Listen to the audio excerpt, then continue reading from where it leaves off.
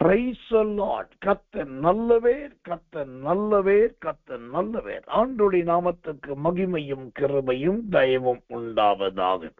நாம் எரேமியாவின் புஸ்தகம் 31 அதிகாரத்தில் கர்த்தர் சொல்லுகிறார் என்று சொல்லப்பட்டிருக்கிற ஒவ்வொரு வாக்கியங்களாய் நாம் கவனித்து வருகிறோம்.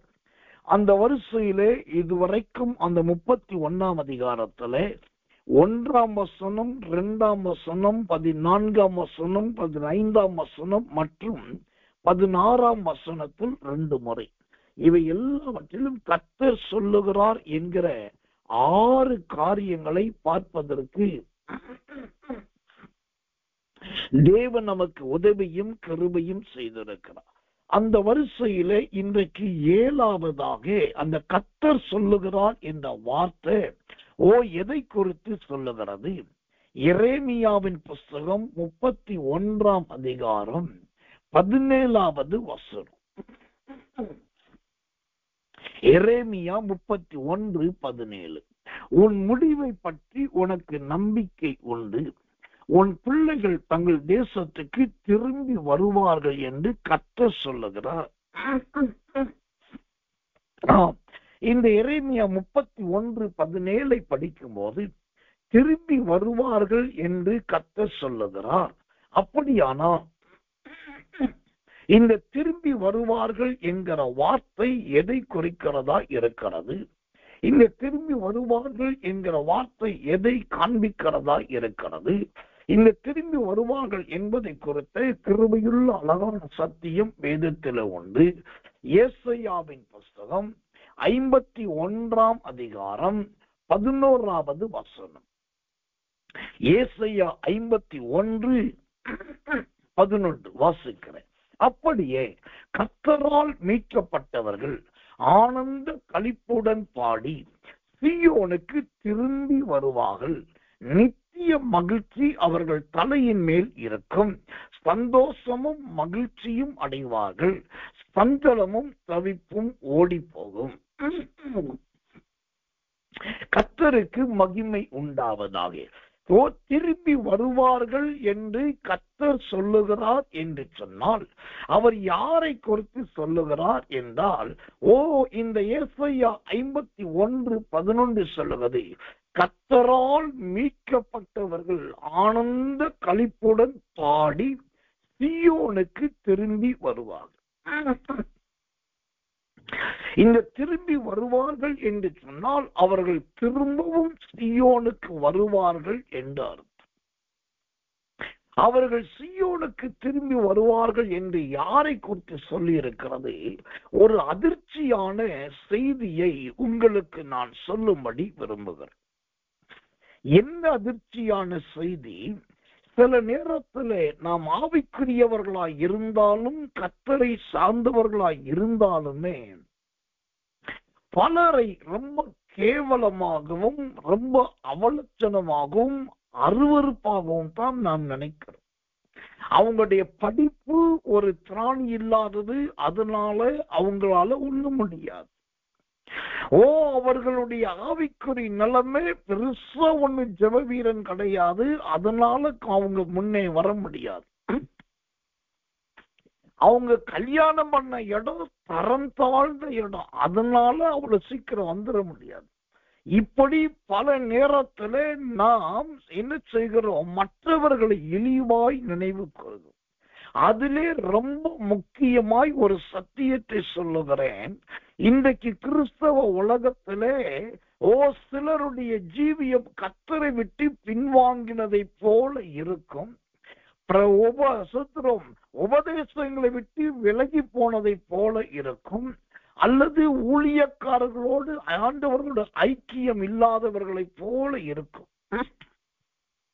நாம் உடனே என்ன சொல்றோம்? அவன் சபைக்கும் வர்றது கிடையாது, திருவிருந்து எடுக்கிறது கிடையாது, எந்த ஆராதல் பங்கு வர்றது கிடையாது. கண்டிப்பா இவன் எப்படி தேவாலயத்துக்கு வருவான் என்று சொல்லி நல்லா கவனிக்கணும். இப்படிப்பட்ட சூழ்நிலையில இப்படிப்பட்டவர்களை தான் சில நேரத்துல ஆண்டவர் ஆனந்த களிப்புடன் பாடி சீயோனுக்கு வர வைக்கிறார்கள். அவர்கள் திரும்பி வருவார்கள் என்று சொன்னால், நாம் யாரை மறுதலிக்கிறோமோ, யார் சீயோனுக்கு வரமாட்டாங்க, பரலோகத்துக்கு வரமாட்டாங்க, ஆண்டவருக்குள் வந்துட மாட்டாங்கன்னு நினைக்கிறோமோ, அவர்கள் நம்மை முந்திக் கொண்டு தேவனுடைய சன்னிதானத்திலே போகிறவர்களா இருக்கிறார்கள். அருமையான டிஜிஎஸ் தினகரன் தேவ மனிதர் ஊழியக்காரர் ஐயா அவர்கள் ஒரு கிருபையில் ஒரு புஸ்தகத்தை எழுதியிருக்கிறார்கள். அந்த புஸ்தகத்துக்கு பெயர் என் பரம தரிசனங்கள். என் பரம தரிசனங்கள் என்பது அந்த புஸ்தகத்தின் பெயர். அந்த புஸ்தகத்தை ஒருவேளை உங்கள்கிட்ட இல்லாட்டி நாளைக்கு காலையில நம்முடைய வாட்ஸ்அப் குரூப்ல அந்த புஸ்தகத்தின் பிடிஎஃப் காப்பி உங்களுக்கு வெளியிடப்படும். அதை நீங்க பிரிண்ட் அவுட் எடுத்து படிச்சு பாருங்க. அந்த என் பரம தரிசனங்கள் என்கிற புஸ்தகத்திலே அருமையான தேவமனை எழுதும் போது, ஒரு நாள் அவர் பரலோகத்துக்கு எடுத்துக்கொள்ளப்பட்டார். பரலோகத்துக்கு எடுத்துக்கொள்ளப்பட்ட போது அப்படியே தேவ தூதர்கள் ஒவ்வொரு இடமா காட்டிட்டு வர்றாங்க. அப்போ அங்க பார்த்தா ஒரு பெரிய இடம், நல்ல வெண் வஸ்திரம், நல்ல வீணை, கிண்ணறம், அருமையான இசைக்கருவிகள் வாசிக்கப்படுதல். அப்போ அந்த உள்ள பார்த்தாக்கா அங்க நிறைய ஒரு கூட்டம் இருக்குது. அவங்க எல்லாம் யாருன்னா கிறிஸ்துவுக்காக இரத்த சாட்சியாய் மரித்தவர்கள்,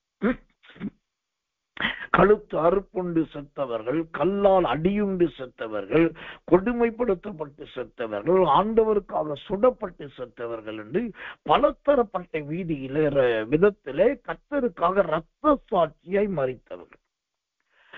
அப்போ அந்த இரத்த சாட்சியா மரித்த ஒவ்வொருத்தரா இந்த டிஜிஎஸ் ஊழியக்காரர் அவர்கள் பார்த்துட்டு திடீர்னு பார்க்கிறாரு, அங்க ஈஸ்வரதாஸ் என்கிறதான ஒரு ஊழியக்காரரும் இருக்கு. இந்த ஈஸ்வரதாஸ் யார் என்பதும், அந்த ஈஸ்வரதாசுடைய குடும்பம், அவருடைய வேலை, அவர் ஜீவி எல்லாமே டிஜிஎஸ் தெரியும். அவர் சாகும் போது அவருடைய சாவுக்கும் டிஜிஎஸ் போயிருக்கிறாரு. ஆனா அந்த ஈஸ்வரதாஸ் இரத்த சாட்சியா மறிக்கல, இது எல்லாரும் தெரிஞ்சு. ஆனா பரலோக ராஜ்யத்துல பார்த்தா இரத்த சாட்சிகளின் கூட்டத்துல பாஸ்டர் ஈஸ்வரதாஸ் அங்க நின்று இருக்காரு. இப்போ இந்த ஊழியர் டிஜிஎஸ் அவருக்கு ரொம்ப பெரிய குழப்பம். ஆண்டவர் என்னை ஆவிக்குள்ளாக்கி இருக்கிறார், தேவனுடைய ராஜ்யத்தை கொண்டு வந்திருக்கிறாரு. இப்போ இவரை பத்தி எனக்கு தெரியும், அவங்க அம்மா தெரியும், அவங்க மனைவி தெரியும், எல்லாரும் தெரியும். இவருடைய சாவுக்கு நான் போயிருக்கிறேன், ஆனா ரத்த சிந்தி மறிக்கலையே, ரத்த சாட்சியம் மறிக்கலையே. ஆனா இப்போ எப்படி இருக்கிறார்? அப்போ மீண்டும் நீண்ட நேரம் கழித்து அவர் சுய நினைவுக்கு கீழே வந்து விட்டார். வந்த உடனே ஒரே மனதிலே போராட்டம், போய் முழங்கால் போட்டு ஆண்டவர்கிட்ட கண்ணீரோடு ஜெபிக்கிறார். ஆண்டவரே, ராஜ்யத்துல போகும்போது இப்படி பார்த்தேனே, ரத்த சாட்சியாய் மறிக்காத ஒரு ஊழியக்காரர், மதுரையை சார்ந்த ஈஸ்வரதாஸ் அவர்கள் இப்ப ரத்த சாட்சி கூட்டத்தில் இருக்கிறாரு, இது எப்படி? அப்பதான் ஆண்டவர் சொன்னாரா, மகனே, ரத்த சாட்சி என்பது வெட்டுண்டு சாவதும் குத்துண்டு சாவதும் சுடப்பட்டு சாவது மட்டும் கிடையாது. இந்த நீ சொல்லுகிற மனுஷன் பூமியில இருக்கும் போது இரத்த சாட்சியினால் மறிக்கிறவர்கள் எப்படி துடிப்பார்களோ அதை விட எனக்காக நிறைய பாடுகளை சகித்த மகன். அவன் வெட்டுண்டு குத்துண்டு சுடப்பட்டு சாகல, ஆனா அவன் எனக்காக நிறைய பாடுபட்ட. அதனால அவன் பட்ட பாடுகளை இரத்த சாட்சியின் பட்டியலிலே நான் எழுதி வைத்தேன். அப்ப இதை கேட்ட உடனே டிஜிஎஸ் அவர்களுக்கு பயங்கர அதிர்ச்சி. இப்படியும் ஒரு விளக்கம் உண்டான். இப்ப ஏன் இத சொல்றேன்னா, இப்படிதான் நிறைய பேருடைய நினைப்பு. இந்த ஈஸ்வரன் வரமாட்டான், அந்த ஈஸ்வர சாமி வரமாட்டான், அல்லது அந்த காளீஸ்வரி வரமாட்டா, இவங்க தொடப்பட மாட்டாங்க, இவங்க பரலோகத்துக்கு பாக்கியவதிகள் கிடையாது, ராஜ்யத்துக்கு தகுதியானவர்கள் கிடையாதுன்னு பல நேரத்துல நாம் அவர்களை இழிவாகவும் அல்லது சுதந்திரம் அவர்களை குறித்து தேவ ராஜ்யத்துக்கே தகுதியற்றவர்களா நினைப்போம். ஆனா நல்லா கவனிக்கணும், கர்த்தருக்கு மகிமை உண்டாவதாக.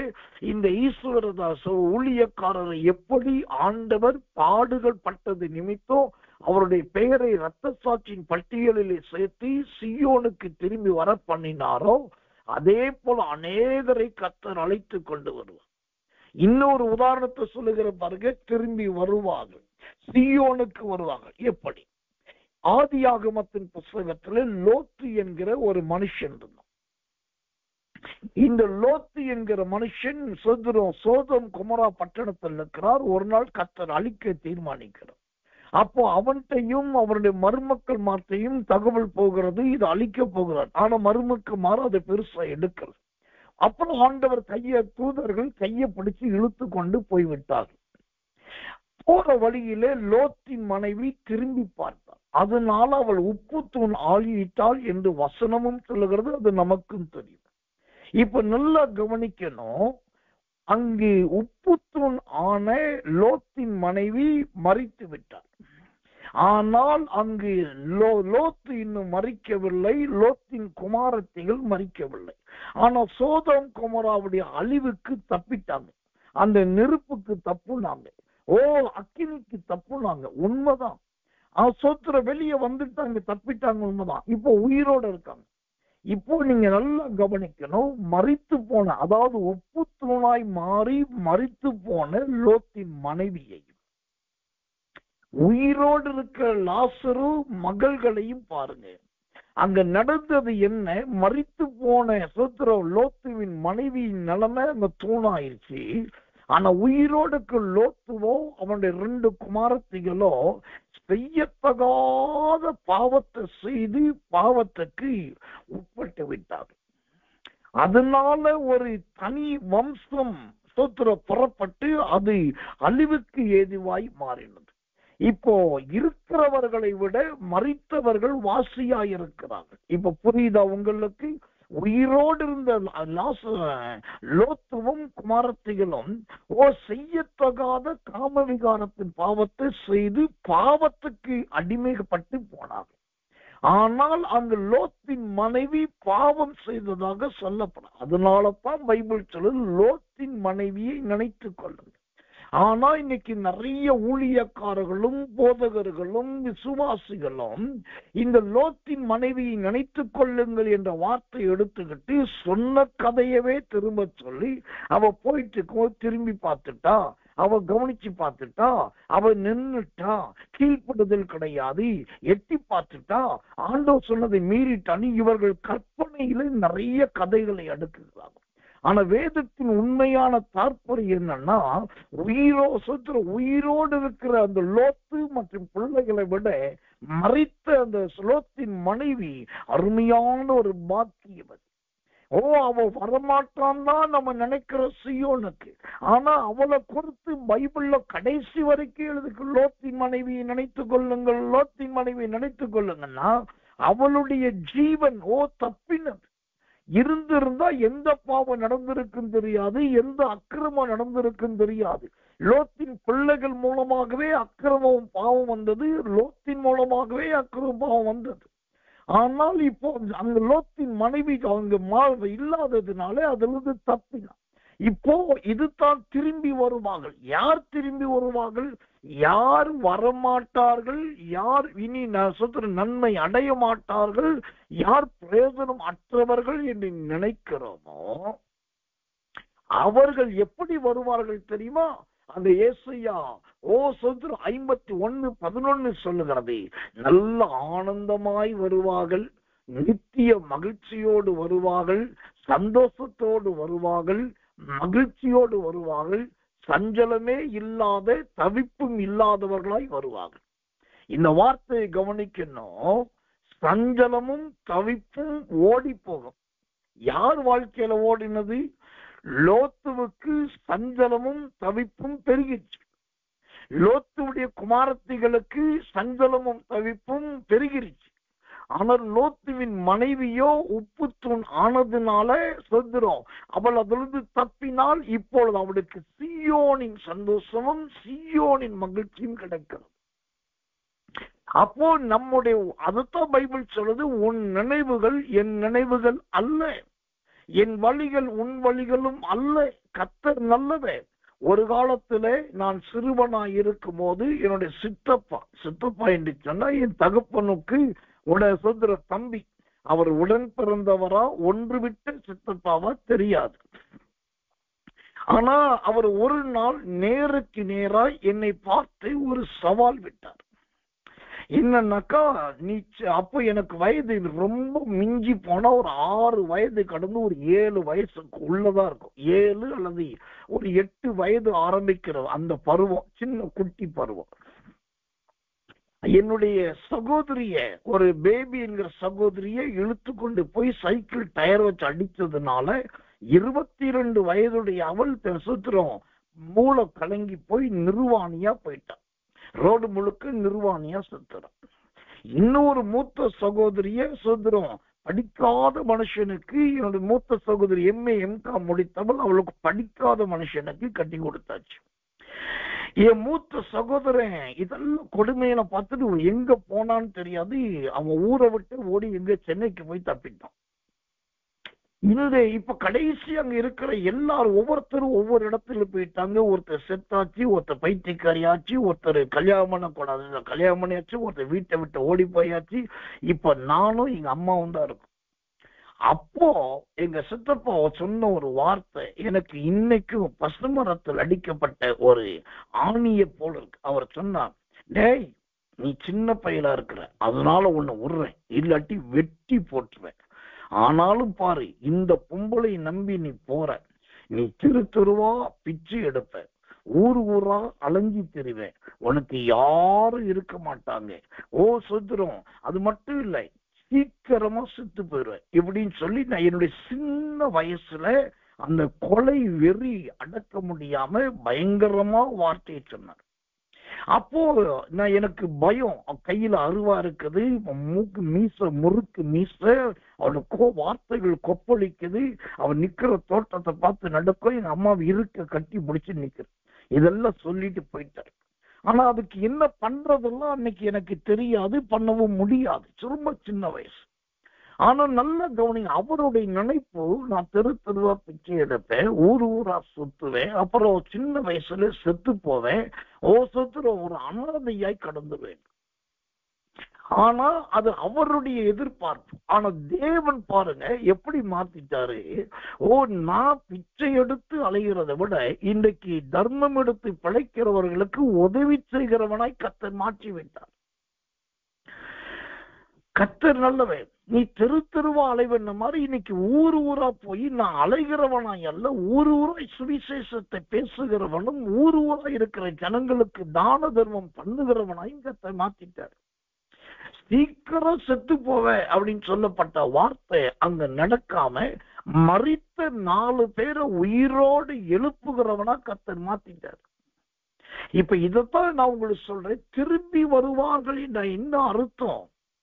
நீங்க யாரால ஒண்ணு நடக்காது, யாரால ஒண்ணு பிரயோஜனம் இல்லைன்னு நினைக்கிறீங்களோ அவர்களைத்தான் ஆண்டவர் பிரயோஜனப்படுத்துகிறவராய் இருக்கிறார், அவர்களைத்தான் ஆண்டவர் பயன்படுத்துகிறவராய் இருக்கிறார்.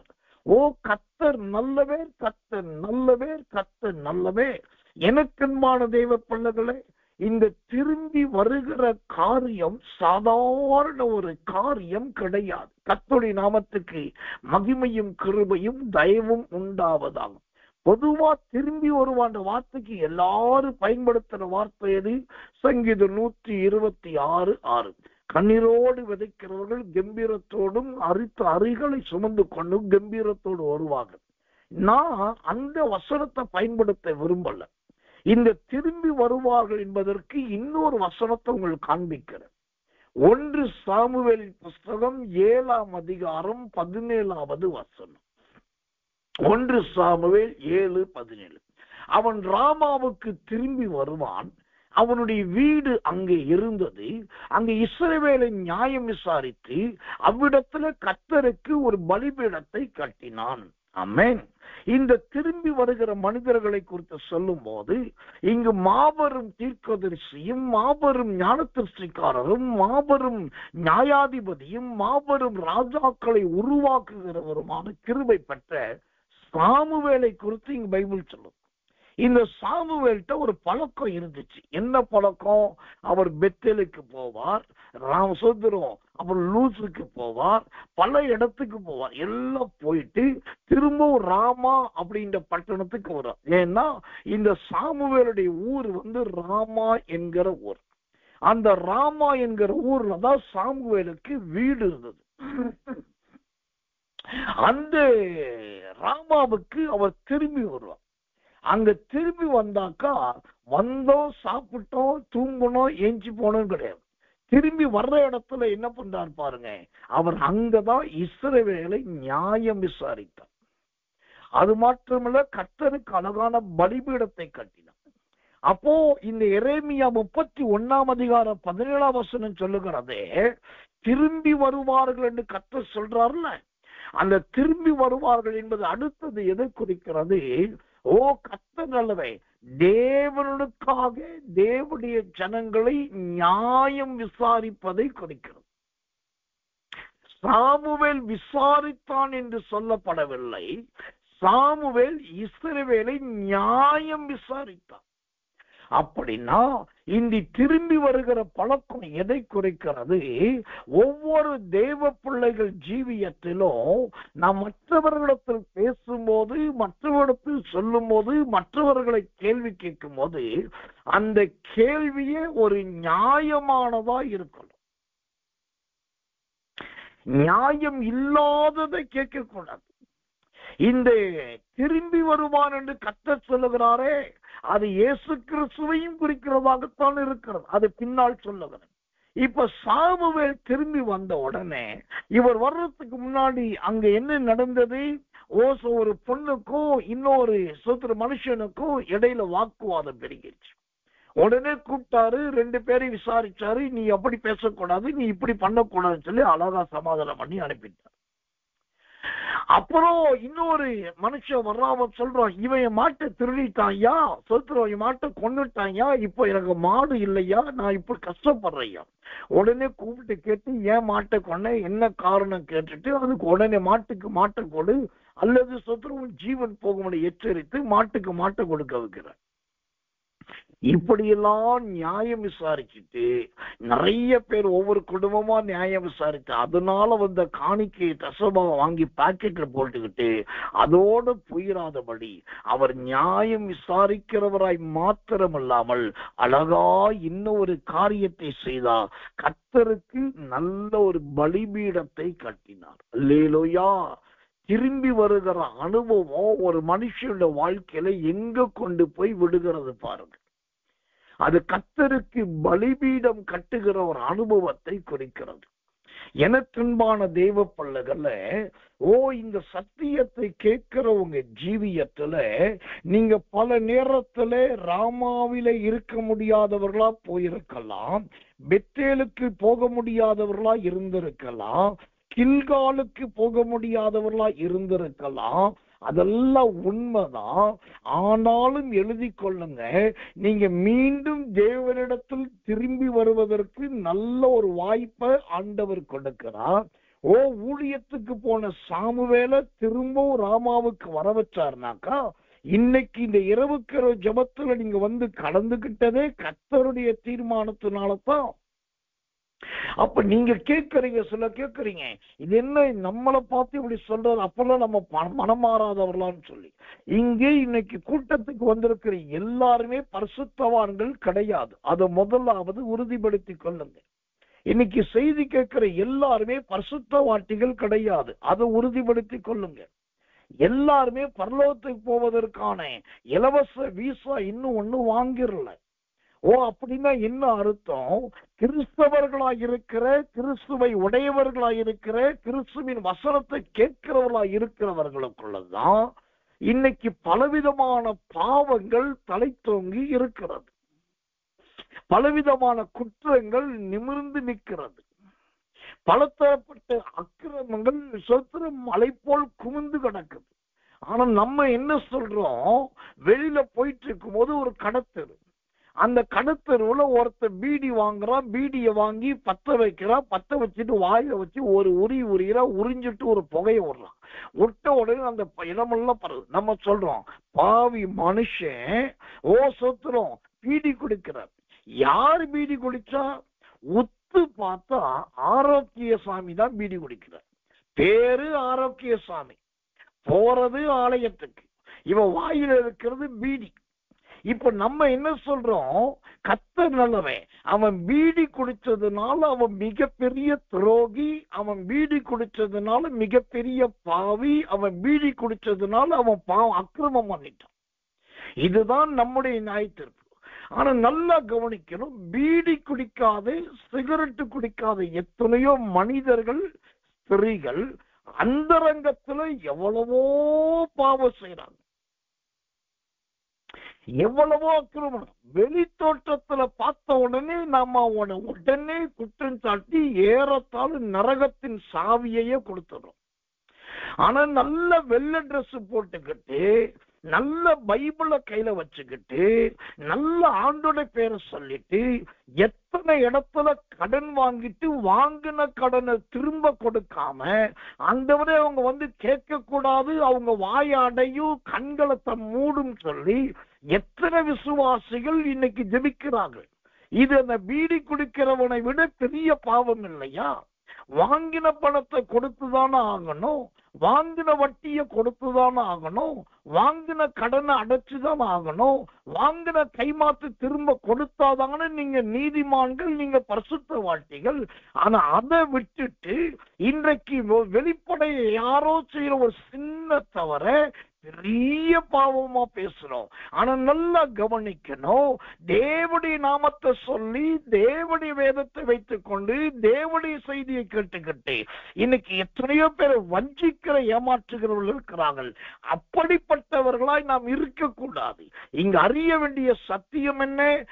இன்னைக்கு நாம் எந்த ஆரோக்கிய சாமி, ஆரோக்கியம் அற்றவன் நினைக்கிறோம், அந்த ஆரோக்கிய சாமி சொத்துறோம் வலதுபுறத்து கல்லணை போல சீயோனுக்கு வரலாம், திடீர்னு பரதீசுக்கு வந்து சேரலாம்.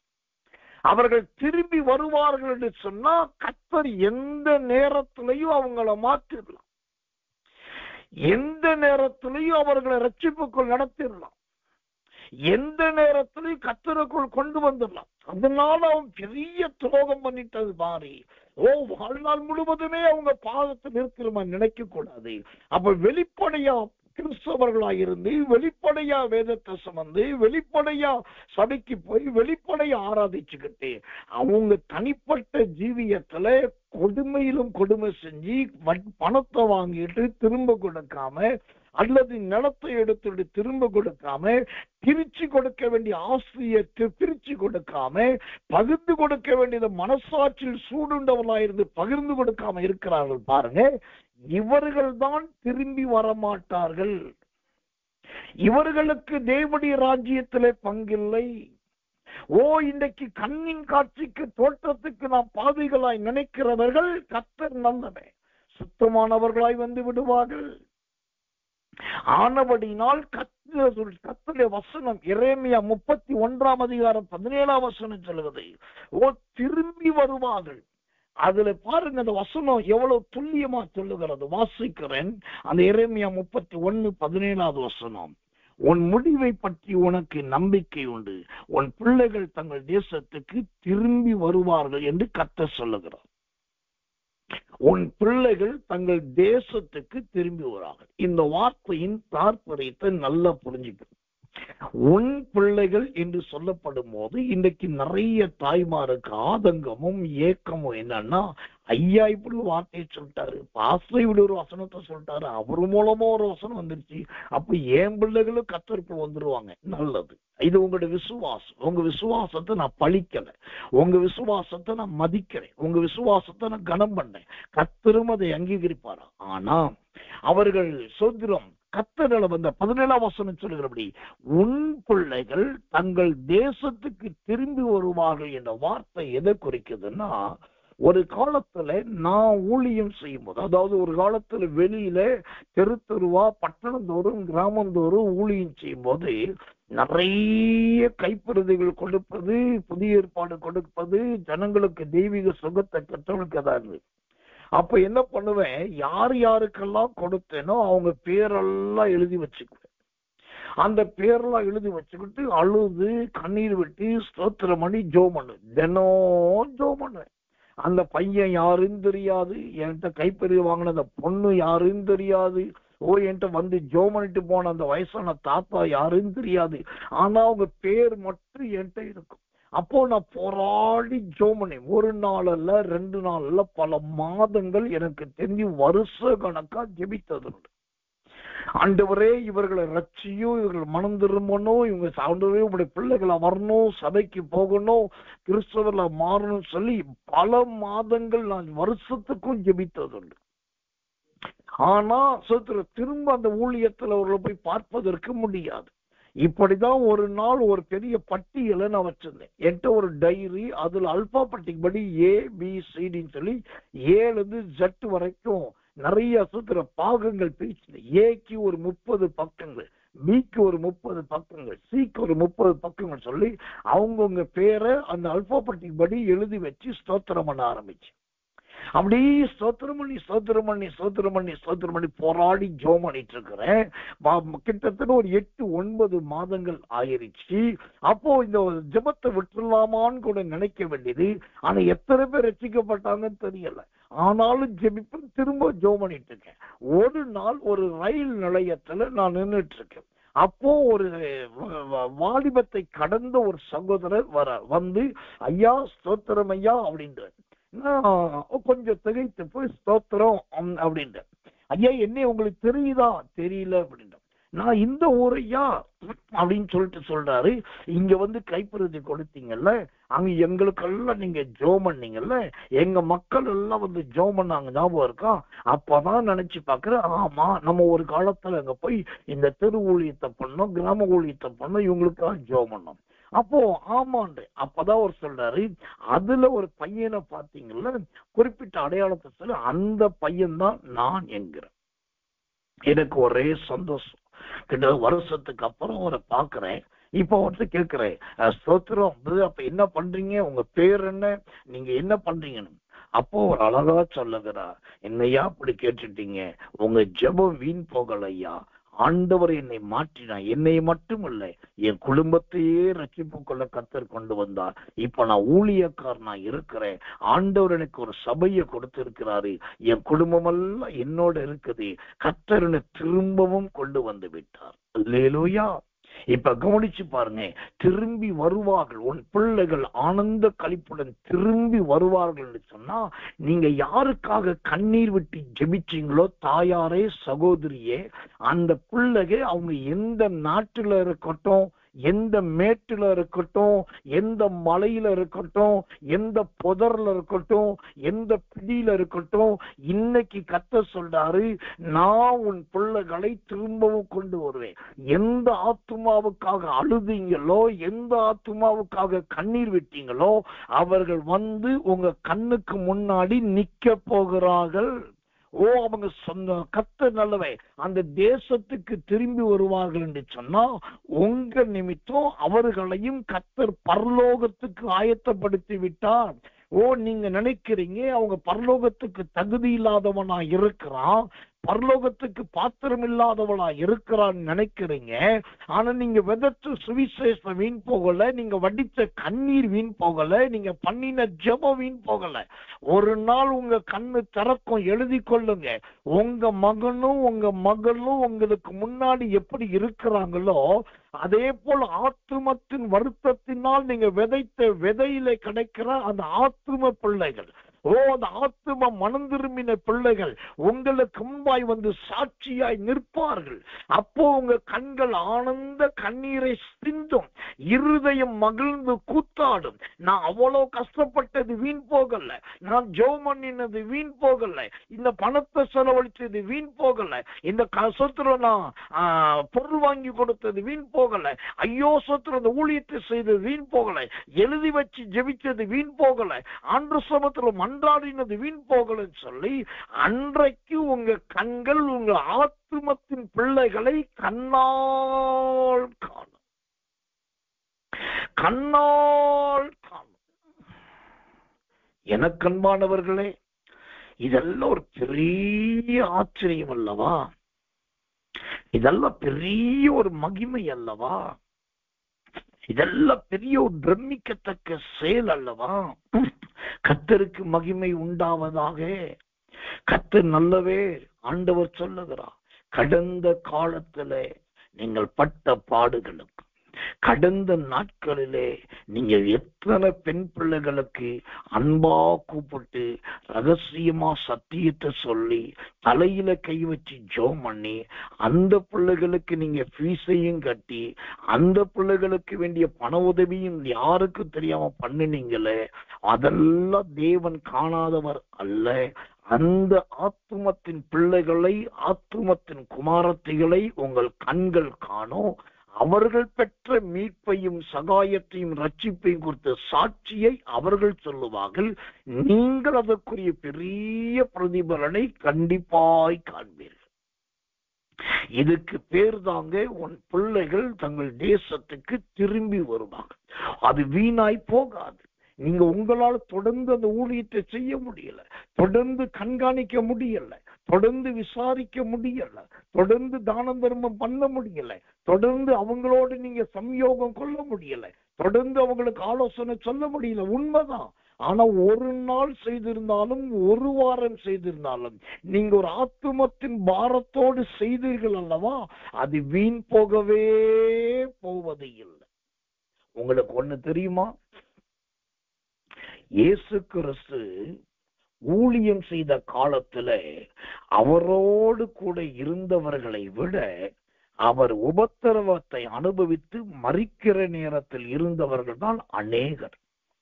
நீங்க அந்த மத்தேயு சுவிசேஷம் 26, 27, 26, 27 படிச்சு பாருங்க. லூக்கா சுவிசேஷம் 23, 24 அதிகாரத்தை படிச்சு பாருங்க. யோவான் சுவிசேஷம், மார்க்கு சுவிசேஷம் 14, 15, 16 அதிகாரத்தை படிச்சு பாருங்க. யோவான் சுவிசேஷம் 20, 21 படிச்சு பாருங்க. இங்க இந்த கடைசி 2 அதிகாரங்கள் நீங்க 4 சுவிசேஷம் படிச்சு பார்த்தாலே அவரோ ஊழியம் செய்யும் போது கூட இருந்தவர்களை விட அவர் உபத்திரவப்பட்ட போது அங்க வந்து நின்ற ஸ்திரீகள் அநேகர், அங்கு வந்திருந்த யூதர்கள் ஏராளம். அவர் அங்கு வந்து பார்த்து கொண்டிருந்தவர்கள், ஐயோ கர்த்தருக்கா பரிதபித்தவர்கள் எண்ணற்றவர்கள். இவங்கெல்லாம் எங்கேயா ஒளிஞ்சிருந்தாங்க அப்படின்னாக்கா எங்கே ஒளிஞ்சிருக்கல. இவரால் சுகம் பெற்றார்கள், இவரால் விடுவிக்கப்பட்டார்கள், இவரால் தப்புவிக்கப்பட்டார்கள், இவரால் மீட்பை கண்டடைந்தார்கள், இவரால் ரட்சிப்பை அடைந்தார்கள். இப்போ இவர் மூலமா யார் யார் நன்மை பெற்றாங்களோ, நன்மை பெற்றவர்கள் பார்க்கிறாங்க, நமக்கு நன்மையை கொடுத்தவருக்கே ஒரு பிரச்சனை எல்லாம் ஒண்ணு கூடி திரும்பி வர்றாங்க. அப்ப ஆண்டவர் சிலுவையை சுமந்துகிட்டே பார்க்கிறாரு. இவர் சொல்ற பெத்சாய்தா பட்டணத்தை ஸ்திரீ அல்லவா, இவர் கலிலேயா பட்டணத்தை சேர்ந்தவர் அல்லவா, ஐயோ சூத்திர இவன் நாசரத்தை சேர்ந்த பையன் அல்லவா. அப்படியே சிலுவையை சுமந்துட்டு பார்த்துட்டே போறாரு. தான் எந்த ஒரு காலத்துல எப்படி ஊழியத்தை செய்தாரோ அதனால் தொடப்பட்டவர்களை இப்ப அவருடைய கண்கள் அற்புதமாய் காண்கிறது. நான் சொல்றேன், இதுதாங்க திரும்பி வருவார்கள். உங்க கண்கள் அதை காணும். சுத்திர உங்கள் பார்வை அதை அறியும். தேவன் அதை மகிமையாய் செய்வார். தேவன் அந்த காரியத்தை நிறைவேற்றுவார். இந்த அனுபவம் எனக்கு ரொம்ப இருக்கு. SSK சாமுவேல் என்கிற எனக்கு ஏராளம் ஏராளம் ஏராளம் உண்டு. நான் தைரியமா அபிஷேகத்தை முன்னிட்டு சொல்லுவேன், பல 100 ஊழியக்காரர்களை உருவாக்க தேவன் தயவு செய்தார். பல 100 பேருக்கு ஞானஸ்நானம் கொடுக்க கர்த்தர் தயையும் கிருபையும் பாராட்டினார். பல 100 பேருக்கு தீர்க்க தரிசன அபிஷேகத்தை கட்டவிழ்த்து தீர்க்கதரிசிகளை உருவாக்க வச்சார். கர்த்தர் நல்லவை. இப்போ இவங்க எல்லாம் பக்கத்துல இல்லை. ஆனா நான் போகிற இடங்களிலே சில நேரங்களிலே அவங்களுடைய சத்தங்களை கேட்க முடியுது, சாட்சிகளை கேட்க முடியுது. பார்த்த உடனே ஓடி வருகிறார்கள், கட்டிப்பிடிக்கிறார்கள், முத்தமிடுகிறார்கள், காலில் விழுகிறார்கள், காலை தொட்டு வணங்குகிறார்கள், பாதத்துக்கு கீழே உட்காருகிறார்கள், மீண்டும் எங்களுக்கு ஏதாவது சொல்லித்தாங்கள் என்று கேட்கிறார்கள். இப்ப இதெல்லாம் கர்த்தர் செய்கிறாரே. உன் பிள்ளைகள் தன் தேசத்துக்கு திரும்பி வருவார்கள். கர்த்தருக்காக நீங்க பாடுபட்டிருந்தா, கர்த்தருக்காக கண்ணீர் வடிச்சிருந்தா, அந்த ஜனங்களுக்காக என்ன விளைச்சல் நீங்க விதைச்சிருந்தாலும் அதோட அறுவடைய கண்டிப்பா நீங்க பார்ப்பீங்க. கண்டிப்பா நீங்க பார்ப்பீங்க. கர்த்தர் நல்லவன். அப்ப நல்லா கவனிக்கணும். கர்த்தர் நல்லவன். அந்த அருமையான அறுவடை, அதற்கு பேர்தான் ஓ சூத்திரம் திரும்பி வருவார்கள் என்று கர்த்தர் சொல்லுகிறார். சாமுவேல் போன்றவர்கள் திரும்பி வருவார்கள். அற்பமாய் நினைக்கப்பட்டவர்கள் சீயோனுக்கு திரும்பி வருவார்கள். எல்லாவற்றை விட நீங்கள் யாருக்காக கண்ணீர் விட்டீர்கள், பிரயாசப்பட்டீர்கள், தான தர்மம் பண்ணீங்கள், உதவி செய்தீர்கள், அவங்க நல்லா விளங்கி நின்று திரும்பி வருவார்கள். வரவே மாட்டான் என்று நினைத்திருந்த இளையகுமாரன் தகப்பனுடைய வீட்டின் வாசலில் வந்து அழகாய் திரும்பி வந்து நிற்கிறான். ஈசாக்கு இனி வரவே மாட்டார் என்று நினைத்திருக்க, ஓ சாக வேண்டிய ஈசாக்கு சாராளுக்கு முன்பாக, அம்மா நான் உயிரோடு தான் இருக்கிறமான்னு சொல்லி ஈசாக்கு திரும்பவும் உயிரோடு வந்து நிற்கிறார். இதெல்லாம் திரும்பி வர பண்ணின ஆண்டவர் உங்களுடைய இயக்கத்தை விடுவாரா? உங்கள் பிரயாசத்தை விடுவாரா? உங்க அங்கலாய்ப்பை விடுவாரா? ஒரு நாளும் விட மாட்டார். உங்களுடைய பல கிரியைக்கு தக்க பலன் உண்டு. இதுல ஒரு பெரிய பியூட்டி ஒன்னே ஒண்ணு சொல்லி முடிக்கிறேன். அந்த எரேமியா 31:17 சொல்லும் போது அந்த வார்த்தை சொல்லுது, உன் பிள்ளைகள் தங்கள் தேசத்துக்கு திரும்பி வருவார்கள் என்று கர்த்தர் சொல்லுகிறார். அப்படின்னா என்ன அர்த்தம்? ஒரு ஊழியக்காரர் சொல்ற வார்த்தையை விட, ஒரு போதகன் சொல்ற வார்த்தையை விட, ஒரு தீர்க்கதரிசி சொல்ற வார்த்தையை விட கர்த்தர் சொல்றார்னா அது ஒரு இம்மி அளவுக்கும் மாறாது, அது ஒரு அணு அளவுக்கும் தடைப்படாது. கர்த்தர் சொல்லுகிறார்னா அவர் சொன்னது தான் அது நடக்கும். ஜெபத்தோட இருங்க, கண்களை மூடுங்க, ஆவியில நிரம்புங்க. ஆண்டவரே திரும்பி வருவார்கள் என்று சொன்னீரே, என் மருமகன் திரும்பி வர வேண்டும். ஆண்டவரே என் மகள் திரும்பி வர வேண்டும். ஆண்டவரே நான் யாருக்கு கஷ்டப்பட்டேன், யாருக்கு விதவதற்ற, யாருக்கு தண்ணி ஊத்தினேன், யாருக்கு தானம் பண்ணினேன், யாருக்கு தர்மம் பண்ணினேன், யாருக்கு உதவி செய்த, யாருக்கு சுவிசேஷம் சொன்னேன், யாருக்கு புதிய ஏற்பாடு கொடுத்த, யாருக்கு பைபிள் கொடுத்த, யாருக்கு பாட்டு புத்தகம் கொடுத்த, யாருக்கு சத்தியத்தை விதைச்ச, யாருக்கு சுவிசேஷத்தை சொன்னேன், அவங்க எல்லாம் திரும்பி வரணும் ஆண்டவரே. அந்த ஒரு வைராக்கியத்தோட கேளுங்க. இன்னையிலிருந்து இந்த சத்தியம் உங்க தலைமையில வந்து பூக்கும். இன்னையிலிருந்து இந்த தீர்க்க தரிசனம் உங்க கண்ணுக்கு முன்னாடி பலிக்கும். நீங்க அப்படியே கர்த்தருக்கும் ஆனந்த பலியை செலுத்துவீர்கள். எல்லாரும் கண்களை மூடி ஒப்பு கொடுத்து கர்த்தரை சதுரம் பண்ணுவோம். இயேசுவின் நாமத்தினாலே திரும்பி கொண்டு வரப்போகிறோம், திரும்பி கொண்டு வரப்போகிறோம். நீங்க அம்மிக்கல்ல வச்சு நசுக்கிற மாதிரி நசுக்கியும் அவங்க திமிரி கொண்டு வெளியே போனார்கள். உரலில் போட்டு ஆட்டப்பட்டதை போல ஆட்டி அவர்களை நொறுக்கியும் அவர்கள் வெகுண்டு வெளியே போனார்கள். உங்கள் அம்மிக்கல்லும் உங்கள் ஆட்டுக்கல்லும் பலன் கொடுக்கவில்லை. இதோ கையால் பேர்க்கப்படாத ஒரு கல் ஒன்று வருகிறது.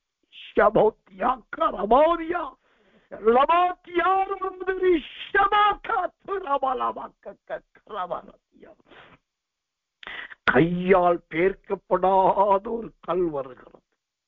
அந்த கல் வந்து உங்களுடையவர்களை கரைப்படுத்தி கொண்டிருக்கிறதே, அந்த கரைகளையும் தடைகளை ஏற்படுத்துகிறது, இந்த தடைகளையும் விரோதத்தை உண்டாக்குகிறதே, இந்த விரோதங்களையும் ஆகாமியத்தின் கொடுமைகள் அனைத்தையும் கையால் பேர்க்கப்படாத கல்லானது உருண்டு நசுக்கி போடுகிறது.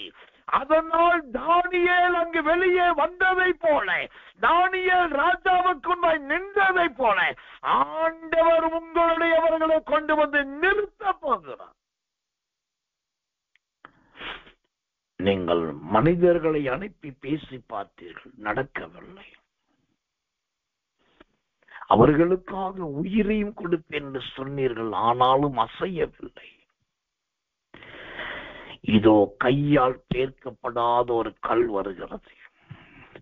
அது தேவையில்லாத எல்லாவற்றையும் நொறுக்கி போட்டுவிட்டு உங்களுடையவர்களை உயிரோடு கொண்டு வரப்போகிறது. ஜீவனோடு கொண்டு வர போகிறது.